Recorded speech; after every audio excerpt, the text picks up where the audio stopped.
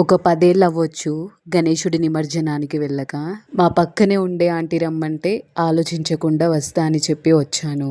Happiness అంటే celebration. ప్రతిదీ celebrate చేసుకుంటేనే హ్యాపీగా ఉంటాం. ఎప్పుడు దేవుణ్ణి మా కష్టాలన్నీ పోవాలి ఇదే మొక్కుకుంటారు అందరూ. ఈసారి నేనైతే ముందు ముందు లైఫ్లో ఎలాంటి అనుభవాలు ఎదురైనా తట్టుకునే శక్తిని అడిగాను. అంతేకాకుండా డబ్బులు సంపాదించుకోవాలి, అంతేకాకుండా నాకంటూ గుర్తింపు కావాలి అని దేవుణ్ణి అడిగాను. డబ్బులు ఊరికే కాదు, దానికి తగ్గట్టుగా కష్టపడతాను అని. కోరికలో స్వార్థం లేదు కాబట్టి ఇంకా చూడాలి తీరుతుందో లేదో. కఠినమైన మనుషులతో ఎంత కఠినంగా వ్యవహరించినా మనకంటూ కొన్ని సున్నితత్వాలుంటాయి. అవి ఎప్పుడు పోగొట్టుకోకూడదు. కోలాటాలు, డాన్సులు, ఇంకా టపాసులు వీటన్నింటితో గణేశుణ్ణి అయితే పంపించారు. ఇదంతా చూస్తుంటే ఏమనిపించిందంటే మనం గణేశుణ్ణి కూడా మన కోసమే పెట్టుకుంటామేమో అని. గణేశుడి నిమజ్జనం నాకెందుకో నచ్చదు.